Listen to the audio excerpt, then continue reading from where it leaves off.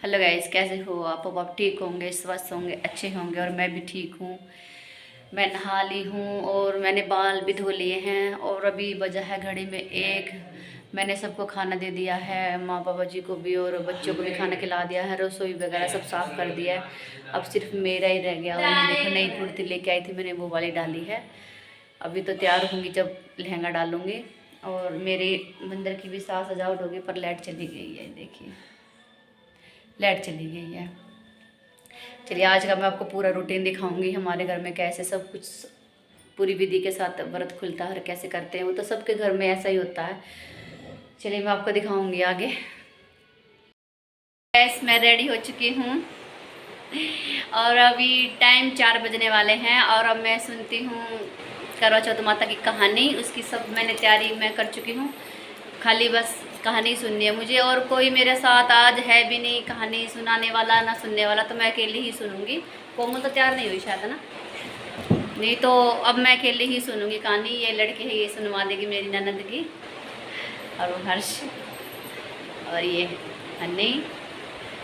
और अब मैं कहानी सुनती हूँ, उसके बाद मैं आपको आगे का वो दिखाती हूँ। मैं क्या कैसे करती हूँ, क्या करती नहीं करती, वो दिखाती हूँ मैं आपको। चलिए, तो पहले तो 4 बजने वाले, मैं पहले तो कहानी सुन लेती हूँ। चलिए गाइस, मैं पूजा करने के लिए बैठ गई। और ये है मेरी माँ का सूट। ये सूट मैं राखी पे, जब मैं अपनी नंदों के और 2 सूट मेरे, मैं सबके इकट्ठे ही लेके आई थी। और मैंने ये माँ का सूट सिलवा दिया है। तो मैंने सोचा करवा चौथ भी आ रहा है, तो मैं करवा चौथ पे माँ के लिए सिलवा के रख देती हूँ। तो मैंने आज ही सुबह मंगवाया था ये। और अभी मेरी पूजा शुरू हो गई है। आज मुझे कोई मिला ही नहीं जिसके साथ मैं कहानी सुनती, तो फिर मैंने अकेले ही सुनी। लड़की थी ननद की मेरी, उसने सुना दी थी मुझे कहानी। और सुबह की पूजा मैंने कर ही ली थी। बस यही थी माता रानी की थोड़ी सी। हमारे घर पे ऐसे सुनी जाती है कहानी। गोबर होता है, थोड़ी सी वो क्या बोलते हैं उसे, घास होती है। ऐसी ही हमारी पूजा होती है। और मैंने आज अकेली नहीं पूजा की और अकेली नहीं कहानी सुनी। वो जो बहू है हमारी कोमल, वो अपनी सास का इंतज़ार करती, वो कहीं गई हुई थी तो वो आई नहीं थी, तो उसके चक्कर में फिर वो भी रह गई। उन्होंने शाम को 6 बजे कहानी सुनी, जब मैं सुन चुकी थी। और ये व्रत एक बहुत ही महत्वपूर्ण दिन होता है सब सुहागनों के लिए। मैं तो ऊपर वाले से ये प्रार्थना करती हूँ कि सबको स्वस्थ रखे और अच्छा रखे ऊपर वाला।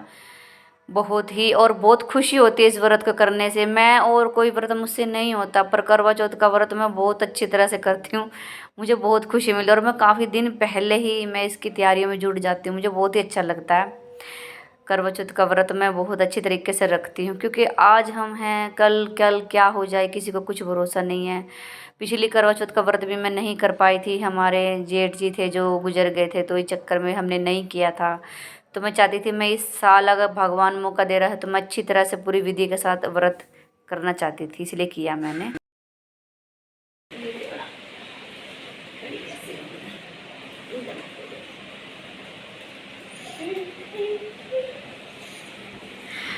फूल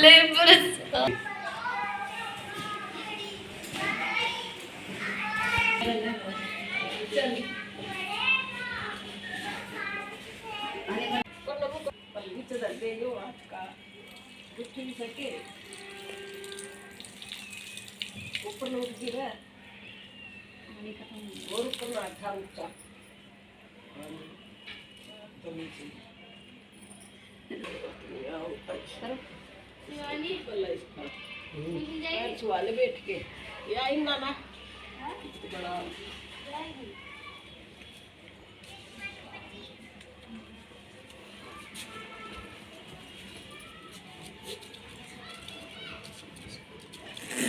चलो।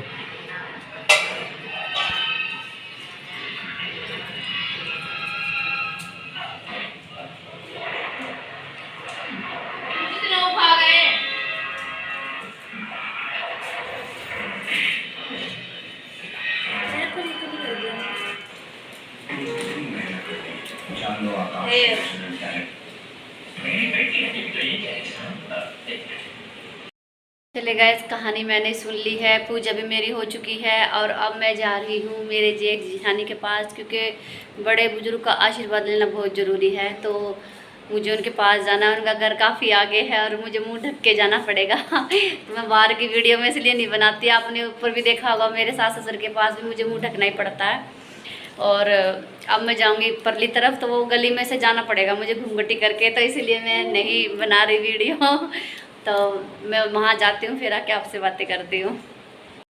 देखिए गाइस, ये मेरी बहू, ये मेरी जेठानी और ये मेरी सास माँ। मतलब इनकी तबीयत खराब हो रही है, बहुत ज़्यादा बुखार हो रखा है इनका। और ये वहाँ मैं गई थी तो लाइट नहीं थी, तो बिजली मैंने यही बुला लिया। तो मैं अभी इनको ताऊ जी मतलब बड़े भैया को बुलाने गए हैं, मेरे जेठ जी को। फिर मैं इनका भी आशीर्वाद लेना है मुझे, क्योंकि मैंने इनको पैर लगाया नहीं अभी, क्योंकि लाइट चली गई थी, अंधेरा हो गया था बहुत सारा।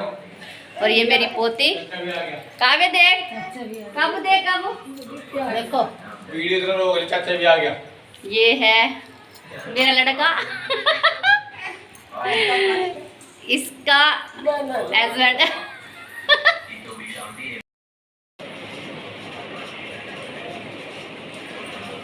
Perlepas,